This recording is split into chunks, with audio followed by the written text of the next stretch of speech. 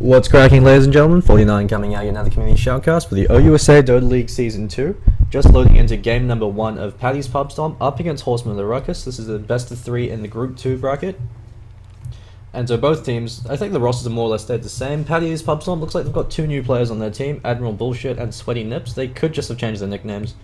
So we're just going to wait for their captain Hugh Honey to load in, and we'll be able to begin with the draft. Horsemen of the Ruckus, runner-up in the last ODL, they actually have switched it up a bit with their roster. Everything is the same, but in terms of roles, RZA, Gizza, and the King Killer, usually their mid player and their captain, actually has switched over to the 1 position role, leaving Dumbledy, who was formerly their 1 position, over in the mid role. And it's a pretty effective role switch. I mean, Dumbledy is a much more stable mid. He's less likely to dive tier 2s, although that being said, game number 1 of the last series up against Weed Unit, he did randomly dive a few times. But that being said, both Dumbledy and King Killer very effective in the 1 position or the 2 position role as either the mid or the carry. And so it's mostly a matter of changing tempos. Since Dumbledy, he plays much more of a tempo controller, whereas King Killer plays much more of the carry role. Looks like we might actually be reloading, since we've only got 5 seconds left before Hugh Honey loads in, so it looks like we're going to have to remake the lobby and load back into the game. These things do happen from time to time. It wouldn't be a competitive game without at least some kind of issues going on, so we're just going to wait for a moment to confirm that Hugh Honey is good to go.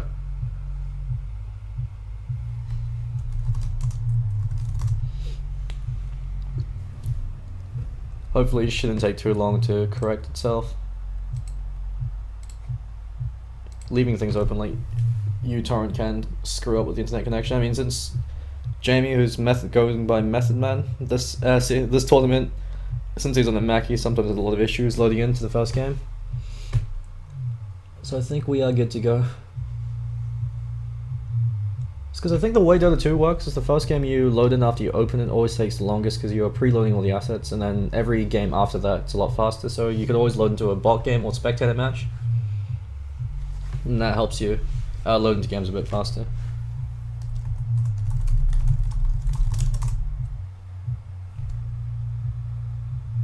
So I mean, while we're here, a few differences. This time around the ODL2, all teams are required now to play 3 best of 3s a week. And so that's just to make sure that we don't have another issue like we had in the ODL1 with teams like 2IP and Team Standard Strat that didn't play any of their games until a week or 2 weeks in, and they didn't have much time left to compete them. And so this time we want to make sure that we're able to get games done in a fairly consistent and fairly organized fashion. And so this time both teams have loaded in.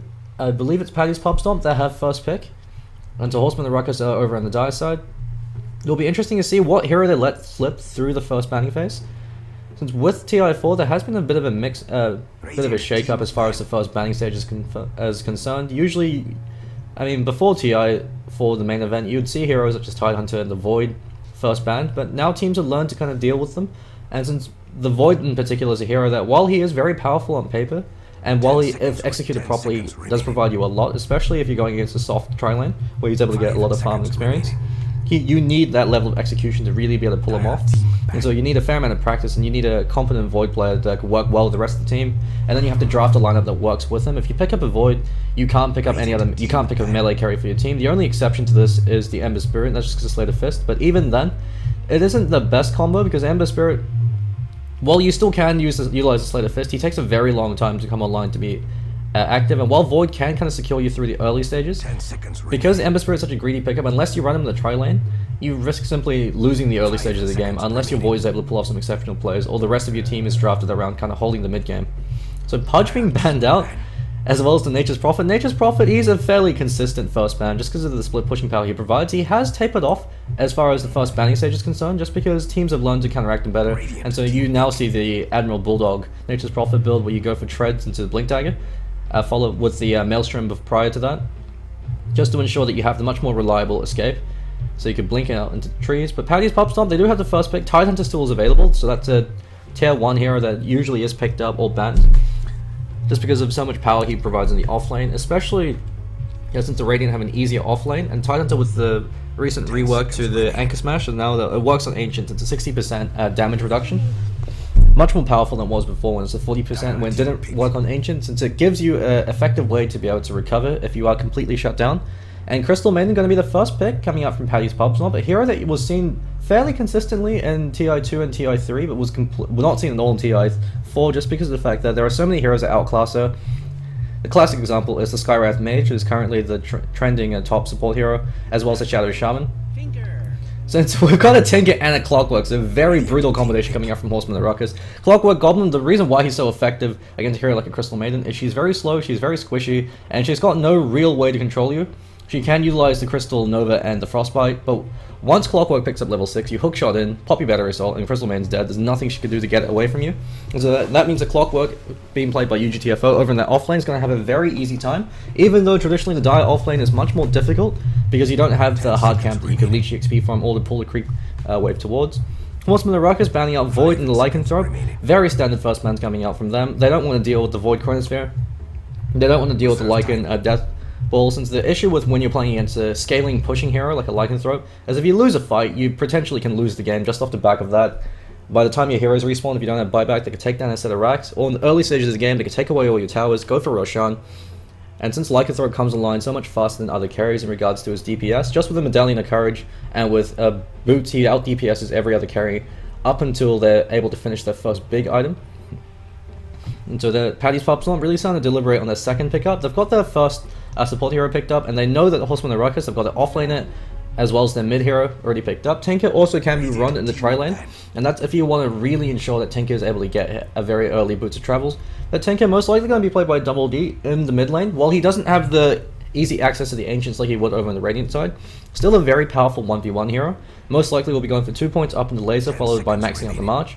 And the rationale for that is level 2 lasers is a very cost efficient nuke, since the amount of damage it deals is comparative to a level 3 nuke of any other hero. For instance, Lena's Dragon Slave. Because you have to account for magic resistance with those abilities, you need 3 points in them to deal the same amount of damage that Tinker can deal with just 2.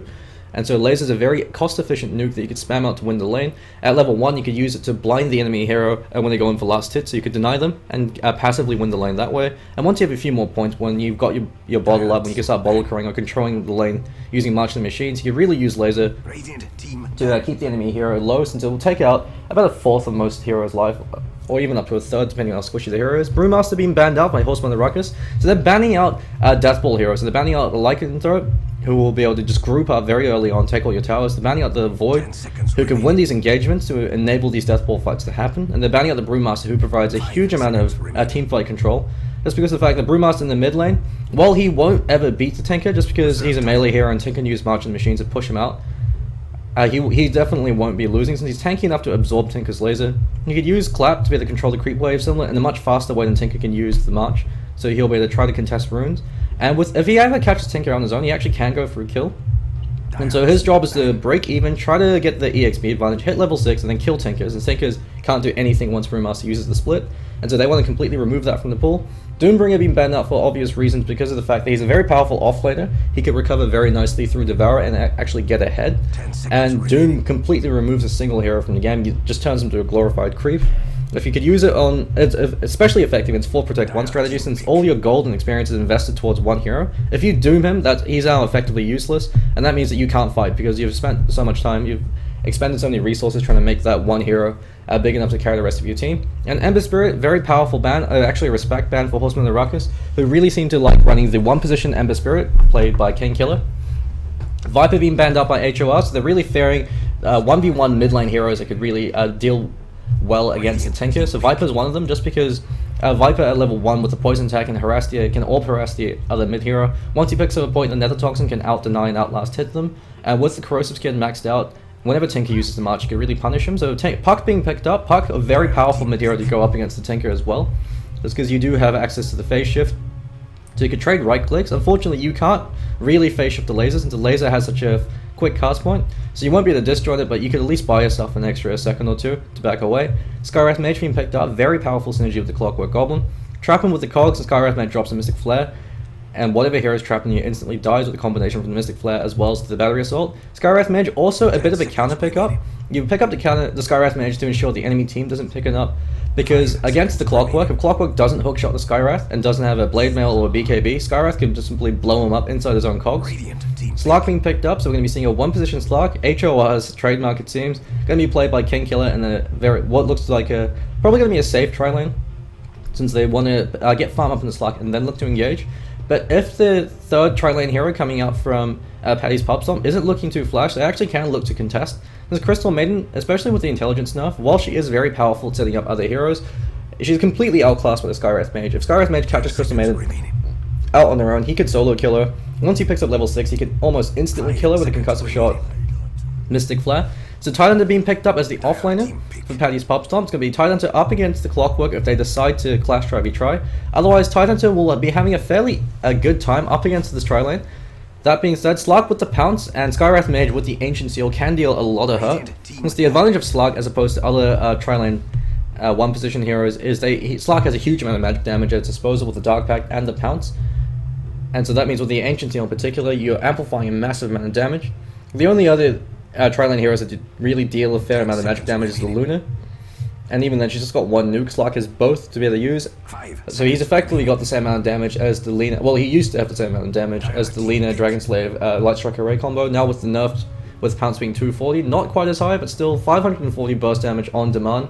Still very powerful, especially with the fact that you're also counting on the Essence Shift, which is reducing their effective HP pool. Nike's 5th band coming out from Horsemen and Ruckus, they're faring powerful tri-lane carries. So Nike's especially works very well with the Crystal Man as well as the Mirana. You can open wound into the arrow. You could initiate with the Frostbite, with the Frost Nova coming out from the Crystal Maiden. Lifestealer runs up, pops his rage, pops his open wounds, goes to town. Since so long as he's able to hit someone, he can deal a huge amount of damage. And with the double snare coming out from the Crystal Maiden as well as the arrow, very powerful tri-lane combination coming out. Ancient Apparition being banned out just because of the potential synergy you have. Very surprised AA wasn't picked up earlier. Usually you want to pick up Slark as your last pick, especially since Bloodseeker is still in the pool, and Bloodseeker and Ancient Apparition hard counter the Slark.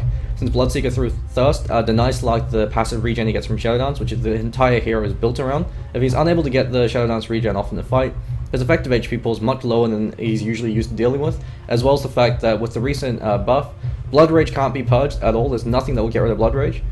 And so if you Blood Rage the Slark, and before he pops his Dark Pact, or even while he pops his Dark Pact, he won't be able to purge it off, and Slark is completely useless if he can't use his spells, similar to a Weaver in the early stages of the game.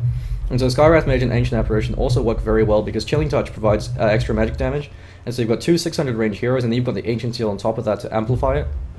So while you lack any hard CC, since you don't have a stun, you make up for it with the soft CC you have, with a concussive shot to initiate, with Slark to be able to pounce the lock in place, and then you just blow them up before they have a chance to respond. Earthshaker being picked up, so it accounts for the lack of hard CC on Horsemen and Ruckus. They've got the Battery Assault and the Hook Shot, and now they've got Earthshaker that provides all the CC you could ever want just through the Aftershock. So probably going to be Gats over on the Earthshaker and Method Man on the Skywrath Mage. And looks like we're going to be seeing a one-position Tiny being played by Paddy's Pubstomp.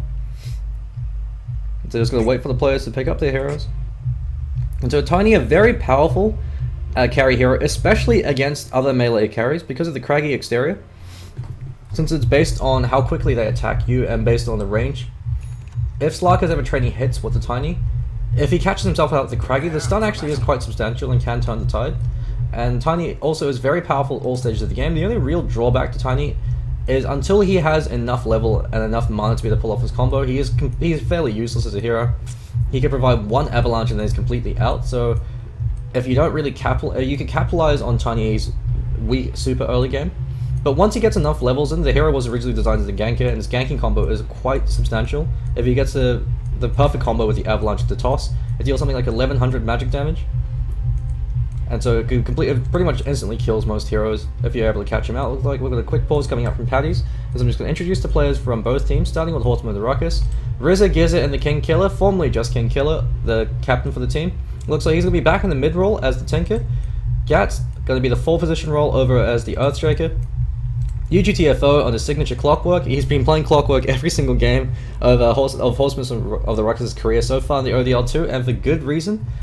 Up against Weed Unit in game number 2, he went 5-0 in the first 15 minutes, pretty much single-handedly deciding the game for them. Method Man, my flatmate Jamie, going to be over on the Skywrath Mage, the 5 position, Sentries and Smoke up on him, so he's well and ready and prepared. And Dumbledy, back on his original role as the 1 position Slark, he really loves that hero. Looks like he's holding on to the majority of his gold, so probably wants to be rushing that quick Shadow Blade, although Blink has now become the trendy pickup for the Slark just because it gives you a much more effective and much more reliable way to close the distance. But Shadow Blade still is fairly effective as well, but against squishy lineup, especially with the Mirana and Crystal Main support duo, and the Puck, the Blink dagger actually will be a lot more effective. Over for the boys in Paddy's Pubstomp, we've got Sweaty Nips, going to be that one position tiny. Admiral Bullshit over in the mid lane Puck. Hugh Honey, going to their drafter over on the Mirana. Mantis Toboggan, going to be on the off lane Tidehunter. And Vic Finnegan going to be that 5 position Crystal Maiden. So it looks like the Flat's having a few internet issues, but they're all reconnecting back in. So things look like they're good to go. Tinker, actually starting with a bit of a greedier build. Usually you see Tinker start off with the Null Talisman to ensure that he could get CS. Since while Tinker has fairly high damage and a good animation, you really don't want to play around. You want to make sure you can get as much CS as humanly possible without wanting to commit either your laser or your march. So the extra base damage and the extra intelligence really does help out. But that being said, if you feel confident in your abilities to go 1v1 up against the Puck, you can do fairly well, since Puck actually choosing not to start with any stat boosting items at all, and this could be a huge mistake. Puck has a fantastically high base damage, and that's the way he wins mid lane. Up until his base damage was buffed by 5, he was very rarely picked up just because you need that initial advantage to be able to win the lane, especially at level 1 and level 2. If you're able to get more denies in the enemy mid, if you're able to get levels up before they can, your burst damage becomes a lot scarier because you get access to your ultimate before they do.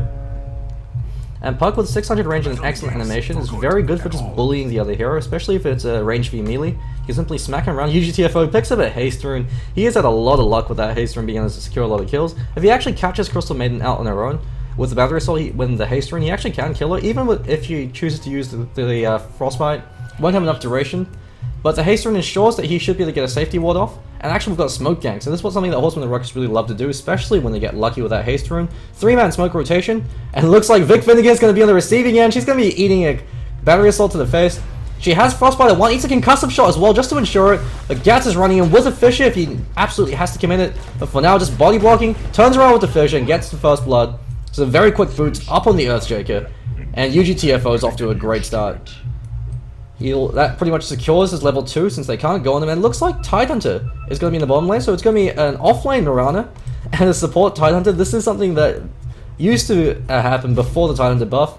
Mirana now you never see in the offlane position just because she can't contest. Left alone against Slark, Dumbledore, she won't be able to get any CS, especially since Slark has a Quelling Blade, so he has much higher base damage range than the Mirana, so he should be the out CSer and win the lane passively. That being said, Mirana does have an excellent animation and 600 range. She's using that to bully him by poking him with right clicks, and Slark has 1 armor. So similar to the Ember Spirit, his biggest weakness. Gats unfortunately pulls away the range creep. That disrupts the creep equilibrium and ensures that the dire creep wave will push towards the tower, since the range creep is the one that deals the majority of the damage. Since all the other creeps, the damage type is different to the range creep, which deals piercing damage. And it's just a holdover from Dota 1. Back when you had to work with the limitations of the Warcraft 3 engine. Because the range creep does piercing damage, and the creeps, I believe they have light armors, so piercing damage deals a lot more. The range creep is the one dealing the most DPS, and therefore it's the one pushing the lane. So that's why when you're body blocking creeps, you want to make sure that the range creep is always ahead, so that range creep's the first one to die. Since that means that the creep wave will passively push closer towards your tower, and that gives you a lot more security. So UGTFO, level 3 up on him, compared to the Mirana's level 2.5. She hasn't really been harassed all too much, just because the supports weren't there. But now they're around. If she eats a concussive shot, since you can't disjoint the concussive shot no matter what you do, or if she gets called out by the Ancient Seal, things can very quickly be turning sour for Hugh Honey. 5 CS up on her though, so she has been CSing fairly effectively while she was left alone. Now she has to be careful, eats a stun. Gats unfortunately doesn't land the Fissure perfectly. Blocks his teammate out, and Dumbledore's actually going to eat a fair amount of harass. He's got the Quelling Blade though, so he can try to cut his way through the trees. Arrow flies out, unfortunately whiffed. So the Fissure wore off just in time to ensure that Mirana wouldn't be able to land the arrow. But even if she had landed that arrow, she wouldn't be able to do enough damage to kill her, especially since she doesn't have any points in the Starstorm, which is the majority of her damage at this point. But it looks like she's going for the max arrow build. And so over in the mid lane, King Killer, he's doing very well for himself. Admiral Bullshit, kind of really regretting the fact they didn't have the extra stat on him. In the mid lane especially, it's the reason why you see tangos being pulled is you want to get bottle up ASAP, but you also want stats so you could get the bottle. It's otherwise, especially against the mid player like King Killer, it's very experienced in the mid lane. You don't want to leave anything to chance. You want to make sure that you take every possible precaution. UGTFO, playing it very safe, going for the traditional build, maxing out the battery assault. He's got enough for boots, so he's actually got a huge amount of gold over for an offlane, especially in the Dire offlane. Usually the Dire offlane does suffer a lot more. Since the Radiant offlaner, you can pull that hard camp, or if the supports pull that hard camp, you can sit here and passively leech EXP to ensure that they're not able to get anything.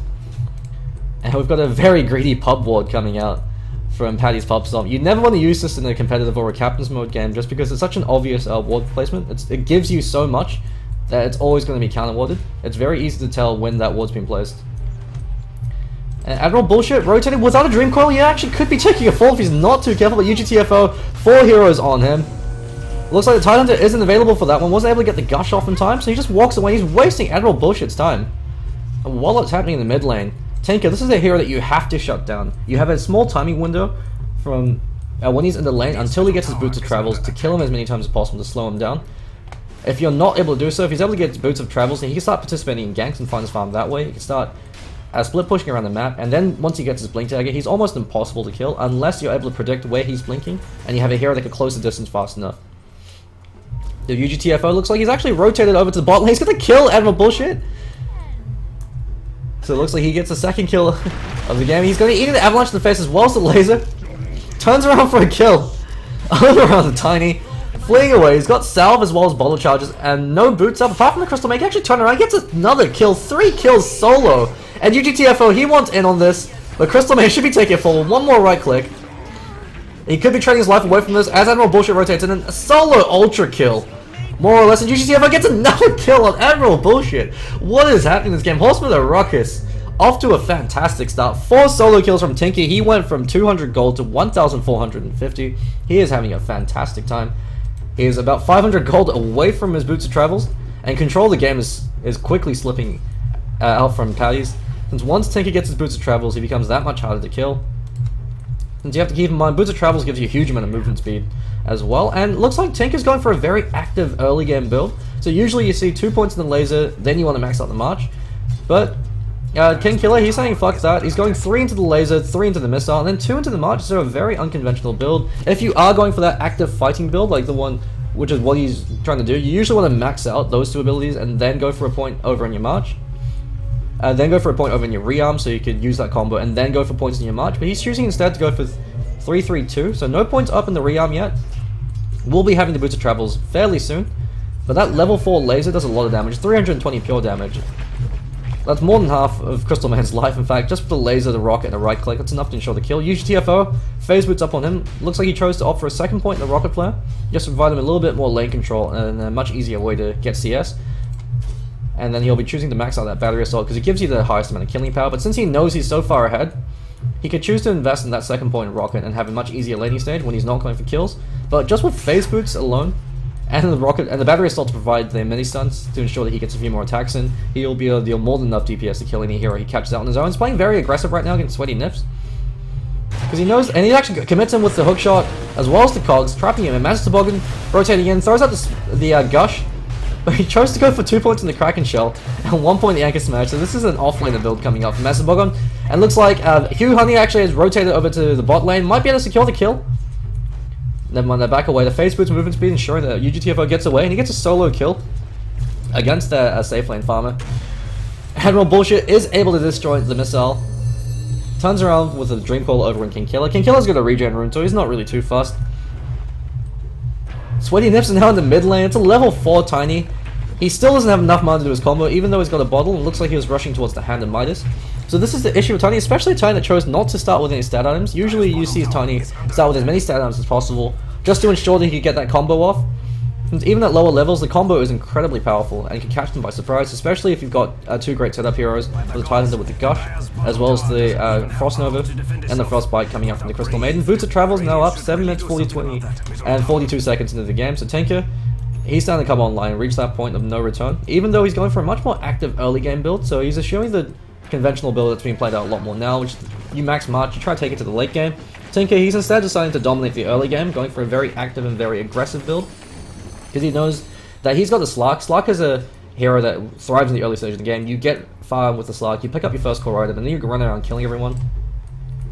So the Horsemen and Ruckus, they're playing a very aggressive, very early game oriented build, Usually, if you do have an incredibly early game hero though, you want Tinker, then Tinker then becomes the true one position hero. But in this case, he's designed to play as a ganker going for the tempo control. He eats a 5-second arrow to the face. And Master Booker goes in for the gush, and that's going to be a free kill over on King Killer. Very unfortunate considering off to the great start he was up to. Dumbledore rotates in, eats a waiting rift as well as Dream Coil. Dream Coil is now being committed. Animal Bullshit almost dies in the march, even though he's invisible from the Moonlight Shadow. It's one more right click, so able to disjoint it. Might be taking another right click to take a fall, but Master Boggan's there to back him up. And with the Anchor Smash, drives back Dumbledore. Dumbledore really didn't want to commit since he used the Shadow Dance earlier while he was caught up in the Dream Coil as well as the Waning Rift. And the top lane, 20 Nips, he's running around everywhere, just trying to find farm where he can. And Gat, he's been left alone to find his farm. Since if you're able to get a very early Blink Dagger up on Earthshaker, he could do a lot of work, but you need the Arcane Boots before that. And so he wants to pick up his level 6 so he can contribute the Echo Slam. And Method Man as well, they want Mystic Flare online as soon as possible. He's going for a pretty standard build, choosing to go max out the Arcane Bolt. You could also choose to max out the Ancient Seal, which is usually more of a counter build if they have heroes such as a Slark that you're playing against or a Morphling, where you want to max out the Ancient Seal to ensure they can't escape and then kill them as quickly as possible. Or if you have a huge amount of burst damage. But otherwise, maxing Arcane Bolt does do a lot of work. He chose to go for a Sage's Mask. He does this in every single game, and I always give him shit for it. You want to get boots up as soon as possible when you're playing that support role, since the movement speed will keep you alive. But in this particular case, since you're so far ahead, and since Skywrath Mage is so fast, not having boots this early on isn't necessarily the worst thing. Gats could be taking a fall as well. Hugh Honey committing for this, and with the face boots, he will get another kill. So 2 kills. Dumbledore immediately buys back, so he's out for blood. He has to get a kill in order to recover from this. He might be able to catch out Emerald Bullshit. Baits out the phase shift. He could actually go in for the pounce right now if he really wants to commit, but the illusory orb's already been sent out. He eats another arrow to the face. King Killer's there to be able to provide some covering fire. Hugh Honey, he's going in, but the Shadow Dance pops, and it's a trap. Hugh Honey's now going to be training his life away, and he eats a pounce to the face. Good turnaround coming out from Dumbledore. Recognizing that with the Shadow Dance and with King Killer there to back him up, Mirana wasn't able to get the kill, since even if she went in for that, he turned around to laser in the 3-second disarm, or the 3-second blind, sorry, is enough to ensure that he won't be able to get a kill off before the Shadow Dance wears off. Clockwork, level 8, 10.5 minutes into the game. Tidelander does have his Ravage. He unfortunately whips his hook shot, moved forward a bit too early. So rare miss coming out from UGTFO. Or it could be just another day, depending on if you're asking his team. Tiny rotating over to the top lane, spots out the haste rune. He could try to go for a kill attempt over on Skywrath Mage, but Skywrath Mage does have the Ancient Seal, which has got a near instant cast point, so if you're in range, you're going to be silenced up before you can do anything. 3 heroes for Horsemen. Ruckus, Vic, Vinegar called out by King Killer. They know they're there. Immediate pings coming out. Gats is also hanging around waiting the wings to set up with the Fissure. And Vic Vinegar, he's running the wrong way. He's going to be eating the laser, the Fissure, as well as the missile coming out from King Killer. If he chooses to commit it, yeah, there we go. Right click and then the missile. UGTFO flares over his grave. And over in the bottom lane, Mantis to begin. He's got the Ravage up, so he can use that to try to swing this fight around. But he needs the rest of his team there, or at least he needs the Puck and the Mirana. Arrow flies up from Hugh Honey, catches out UGTFO. Hugh Honey, despite the rest of his team, he has been trying to do his best to keep them in line, landing a few arrows here and there, turning around the kills. He's actually got 2/3 of his team's kills, so he's really trying to carry his team through this, at least for the early stage, while Tiny finds his farm. He does have his Midas now, so 11 minutes and 40 seconds in the game. Very late Midas on the 1-position farm, especially in the safe lane, where you've got 2 supports to ensure that your CS isn't interrupted. You want to get a 6-minute Midas, but considering the start he's had, it's not too bad. At least he was able to find it. UGTFO hookshots into Hugh Honey, but he immediately just leaps away. Moonlight Shadow was committed earlier, so it is on cooldown. UGTFO is still going for this, even though the creep wave is coming in. They're going to tank up a lot of the battery assault. Gats runs in and commits to Fissure. Unfortunately, Fissure completely whiffs, eats a gush to the face. Master Buggen smacks him around. He's got Ravage. He can choose to commit it. Arrow lands. 4-second arrow coming out from Hugh Honey, who's been absolutely on fire. UGTFO just walks away, says, "Sorry, bud, nothing I could do. You whiffed that Fissure. That one's on you, mate." And the top lane, Dumbledore continuing to farm up. Looks like he's going for a Shadow Blade, so he's kicking it old school, starting not to go for any fancy Blink Dagger shenanigans. He knows that he needs the scaling damage as well as the scaling attack team. Method Man dodges an arrow, so it looks like Jamie's been paying attention every time screaming him to step to the side. He's got his Mystic Flare up. He actually can go for a kill attempt on Bullshit, and another hero is there to help him set up the Ancient Seal. Since if he could land the Ancient Seal, he can blow him up with the Mystic Flare. Doesn't have enough mana for it. He will have it up now. But Skywrath Mage, the reason why he's so popular is he's incredibly powerful at all stages. His Arcane Bolt scales fantastically. Does a huge amount of damage. He actually wastes a lot of mana there. Animal Bullshit simply disjoints it and says, "Away you at." He doesn't have enough for his Mystic Flare combo now. Rocket Flare continues to fly out. Since Puck's phase shift no longer costs any mana. About 4 or 5 patches ago, it used to cost a fairly substantial amount of mana in the later stages of the game. I think it was 20 mana at level 1. And so that coupled with the +5 base damage buff is the reason why you see Puck in the competitive scene now, is it makes him a much more powerful 1v1 hero, committing over from Method Man, who turns out he ate an arrow. Dream Coil is also committed, just to ensure he'd die before he could get any spells off. So a very costly kill, especially over on the 4 position. UGTFO flares up, he's got the hook shot, catches out Hugh Honey. Hugh Honey leaped before, and isn't able to get the Moonlight Shadow. If he can actually turn around and get another kill over on Bullshit, who doesn't have the Illusory Orb, eats it to the battery assault to the face. UGTFO, he recovers, he makes up for Jamie's death. So turns it into a tactical feed in the top lane. Dumble D almost has his Shadow Blade. He's got about 300 gold away from it. It's a very early Shadow Blade. Shadow Blade, it's a very powerful item on some heroes, especially if but you have to get it before 20 minutes. You have to get it as soon as possible, since it's a snowball item. You want to get kills, solo kills from the Shadow Blade and then turn them around. Gat's going for a bit of an unconventional Earthshaker build. You always want 2 points in the Aftershock, because Earthshaker's cast point is so high that 1 point in the Aftershock doesn't give you enough stun time to release your other ability. And so it means they can walk away from the Aftershock AoE before they can go in. But while I say that, Sweaty Nips caught up with the Mystic Flare, swords raining down from the heavens, and Method Man just dodges an arrow again. He's seen that movie before. Spoiler alert, he's not a big fan of it. March Machine's providing a lot of covering fire. Hugh Honey's lost almost half his life just by walking into through that march. Looks like he's going for the Drums of Endurance. And with the arrow on cooldown, he can't really commit for a gank. They've been pinged out. They know that they're there. And they're leaving Slark alone while all this is happening. In terms of net worth, we see the 3 cores from Horsemen the Ruckus much higher ahead than the 3 cores over on Paddy's Pubstomp. Mirana, the offlaner, actually leading the scoreboards, with the mid lane Puck being the lowest in net worth for the 3 cores, and that's just because of his performance in the mid lane. Wasn't able to get that much CS against the Tinker, rotated a lot, and so he wasted a lot of time, even though he was able to pick up at least 1 kill. Because of his rotations weren't effective, he left Tinker alone for too long, gave him too much farm. And King Killer blinked again up, as well as the Soul Ring. And knowing King Killer, especially not given the build that he's gone for, gonna be going for the Dagon. And so chosen to keep he's chosen to keep his laser as well as his rocket on level 3, and Slark gets a solo kill on Crystal Maiden. This is another issue with the Crystal Maiden. You can't leave her alone against anyone. You always have to be with someone. You're like the needy girlfriend that can't be alone. If you're left alone for too long and someone else finds you, you die immediately. Take that what you will for relationship advice. Slark hunting Hugh Hunt, he's going to catch him out. He has to land a pounce, otherwise Leap will come. Leap comes out. Wasn't able to get the Dark Pack. Arrow unfortunately catches the illusion. A lot of rotation coming in just to ensure the kill over on Dumble D, but just pops a Shadow Dance. He's happy to fight. UGTFO kills Hugh Honey in the background. Dumble D still caught up with the Shadow Dance. He's able to regen a lot. He's got Shadow Blade off cooldown now, so he can use it to turn around and re-engage, since the Shadow Dance also, the Shadow Blade also gives you the heal. Since the heal is contingent on if they can see you or not. Vic Vinegar comes in with the Crystal Maiden, runs in, throws out the Frostbite. It's going to eat the Shadow Blade, hit to the face. Takes one more right click and takes a fall. Immortal or no. If you caught in a position like that, you're going to be dying very quickly. With the Blink Dagger up on Tinker, he can choose to commit, especially with the Soul Ring re-armed as well, but he's deciding to back away. He's playing it safe. He doesn't want to give them anything more than they already have. Gats and Skywrath Mage, the 2 supports from Horsemen and Ruckus, while their 3 cores are winning the game for them and engaging these fights. The 4 and the 5 are usually the ones who are the playmakers for the team. They're usually the ones that set up the fights. They're instead split pushing. So they're saying, hey, it's our turn to play carry. We're going to split push and ignore you guys while you guys win the game. Gats does have his Arcane Boots up. Method Man. Earnest Shadows up on him. Very good item on the Skywrath Mage, just because he is so squishy. Illusory Bullshit is able to Illusory Orb out. The Ancient Seal can flies out as well, so he can custom shot. This could be a kill. He doesn't have enough mana for the Mystic Flare. He's got it now, but he doesn't need it. Dumble D's able to catch him out.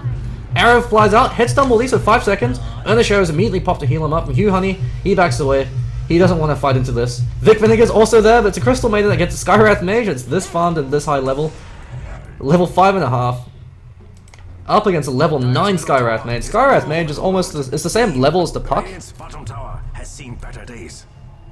the Skywrath Mage is the exact same level as the Puck, so a huge favor and going in favor of Horsemen. The Ruckus, when he nips, gets spotted out, eats the Fissure as well as the Missile, and the Battery Assault takes a fall. Dumble D, no mana up on him, they aren't aware of that. Blinks forward, King Killer runs forward with the double Missile.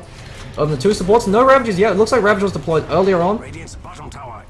That's a very costly Ravage. The issue with having Tidehunter as that 4 position role is he needs a lot of farm and a lot of levels to be really effective. You want to have Ravage up as soon as possible. You want to have Arcane Boots so you can use the spells. Vic Vinegar caught out on his own, eats a laser as well as a rocket, and King Killer gets another kill. And then you want to make sure you get your level 2 Ravage. Illusory Orb unfortunately goes too high. King Killer's still trapped in the creeps though. And it looks like Maz is the Bogan. He steals his last hit with the gush, so he spits in his face. Able to secure the kill. UGTFO hiding in the wings. Admiral Bullshit knows he's there. He's trying to spawn him out. Cog pushes him back and TP's back home. He knows they don't have the Dream Core. Actually, never mind. Dream Core was committed to huge TFO. Now caught in a very bad place. He's trying to buy himself enough time so he used the hook shot to get to safety. He's got stick charges and the hook shot, so he should be actually able to make it out alive. Never mind. He turns him back for the kill. Huge TFO. Balls are too big for him. And unfortunately, he feeds. He could have tried to attempt a hook shot up to the creep wave and try to save his life, but he instead decides, why not just go in for another kill. Vic Vinegar, if he's caught up by Dumbledy, will be taking a fall with the orb of Venom as well as the Shadow Blade. No way Vic Vinegar will escape. He can actually choose to dive him under the tower with the Shadow Dance available. There's absolutely nothing Crystal Maiden can do. And while I say that, goes in the bottom lane instead. So instead of going high, he goes low. Mystic Flare looks like it's committed. Wasn't able to secure a kill. So it looks like Jamie cocked that up somehow. Hugh Honey, never mind. He probably landed on the Mirana. He's been eating a laser to the face. And Admiral Bullshit, he's able to escape. Skywrath Mage with the almost maxed out Mystic Flare does a huge amount of damage. Actually tries to offer a second point, the concussive shot. You almost, like 90% of the time, you want to max out Ancient Seal and the Arcane Bolt. In very rare occasions, you want to go for more points in the concussive shot, and that's when you know you don't need the silence, you know you don't need the damage amp, and you just need the extra damage coming out from the concussive shot, and more importantly, the reduced cooldown. But even then, very rare for that to happen. You almost always want to max out the Ancient Seal just because it's so damn powerful.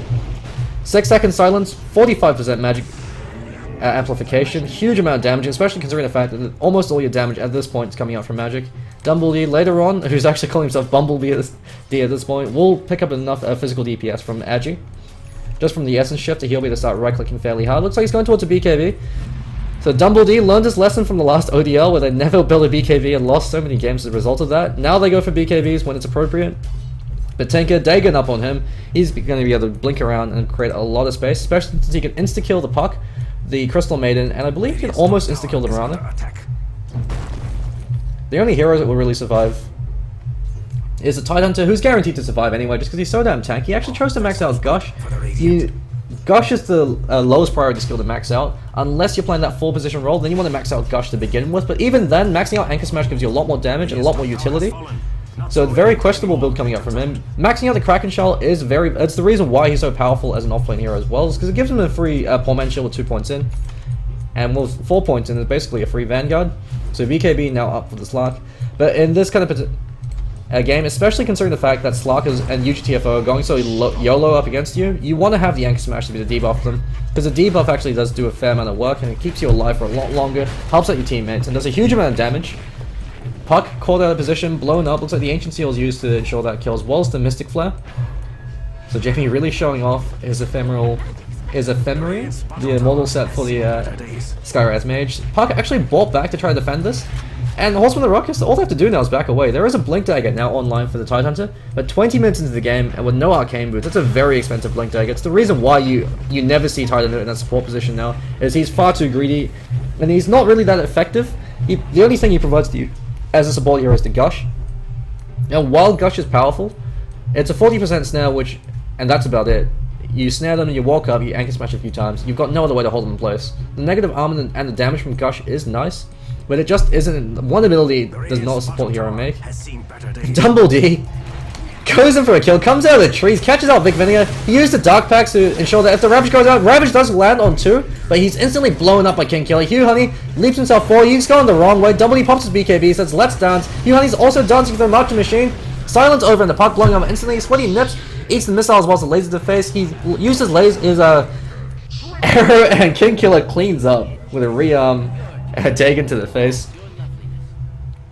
And we've got a 15,000 gold lead. 22 minutes in the game, UGTFO, hook shotting just for shits and gigs. He's got a Aghanim Scepter up now, so 12-second cooldown. He can zip in like Batman, then punch you in the face. And Dumbledy with a BKB as well as the Shadow Blade. There's no way you could kill this Slark now. Even if you have a perfect CC rotation, just based off the HP he has, so long as he's able to, if he gets his Dark Pack off, even if you catch him without the Dark Pack, they don't have enough damage to kill the Slark unless they use everything, and in which case, the Tinker will simply roll all over you. So 4-man group rotation, while in the mid lane, Tinker with the BOTs can continue to split push, and once he has a Blink Dagger, he's so damn hard to kill for this very good reason. Because he can simply blink out to the trees, make it impossible for you to find him. Cat goes in, looks like he actually chose to max out the Enchant Totem. You don't want to do this unless you're playing a carry shake, and even then, you want to max out the Aftershock. The reason why Carry Shaker works is because of the Aftershock. That's because it provides you a lot more utility, but while I say that, Gats takes the fall in exchange for Mana's Toboggan, the Puck, as well as Vic Vinegar. So 3 for 1, not too shabby. Blink Dagger up over the Earthshaker. So I can always choose to jump in. While I say that, Dumble D, that's not your base. But he doesn't really care. Sweaty Nips, he's trying to juke him around the Tear Force, but he can't do it for long. Slark, however, could be taking a fall. He uses Shadow Blade. And he's got to be very careful. Yeah, with the Shadow Blade regeneration, he should be fine just because of the Shadow Dance. So level 3 Shadow Dance gives you an insane amount of regen. King Killer eats an arrow to the face, so he got a little bit too greedy. They should actually be able to secure the kill on this. He turns around, kills Big Vinegar, and he just struts away. Just barely keeps himself alive for as long as possible, but then feeds his free away eventually. And Crystal Maiden, questionable pick up this game, especially in the current meta, which favors tankier supports or supports that can do a lot of burst damage. So that's why you see heroes like Lich Tree, for instance, is a very powerful support hero. It's currently being utilized in the meta. Because it synergizes well with the Void, it gives you a lot of killing power, and it also gives you the ability to delay pushes, since you've got Lich Frost armor, which makes the tower very difficult to kill. And if you don't fully kill the tower, then the tree and living armor will bring it back up to full HP, so it means that you have to always commit into these pushes. Of course, the drawback to that, as Cloud9 realized, is the fact that you don't have any counter push at all. You don't have any counter push despite that. You've got abilities to delay push, but you can't kill the creep wave, and you can't kill the heroes that are pushing your tower, since you have no real AoE clearing ability.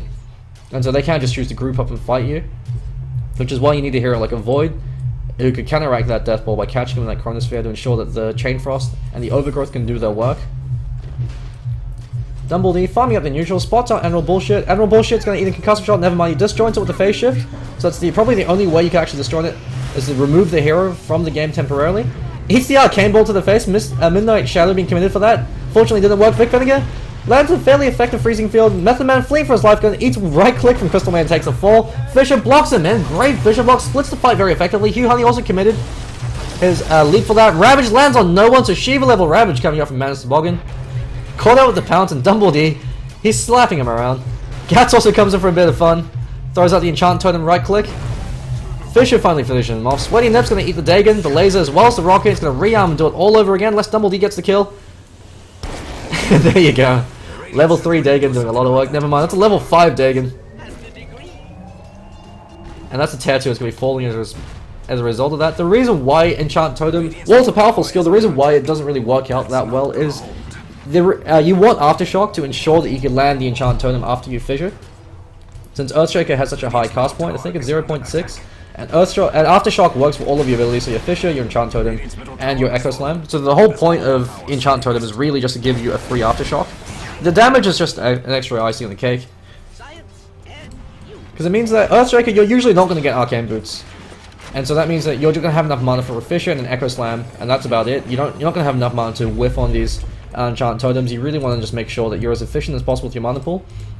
In fact, before the introduction of Arcane Boots, about 4 or 5, 6 years ago, back in Dota 1, Earthshaker actually used to maxing out Aftershock was a viable alternative to maxing out Fissure if you're playing really far behind. That's when you had to go soloing on Earthshaker. And that's just because it increases your mana efficiency. Because Aftershock is an incredibly powerful ability to free 1.5 second stun every time you use an ability. And since Earthshaker has 3 of them, so not even including the Fissure stun, you could potentially lock a hero. You can lock multiple heroes down for 4.5 seconds if you're able to juggle the stun properly. Hookshot as well as Mystic Flare. The swords rain down and tear Crystal Maiden in half. Sweaty Nips, he's got his treads, he's got his Midas, but that's about it. As the issue with the Tiny is until he gets his eggs, he's not very scary. And once he gets his eggs, he's very, very scary.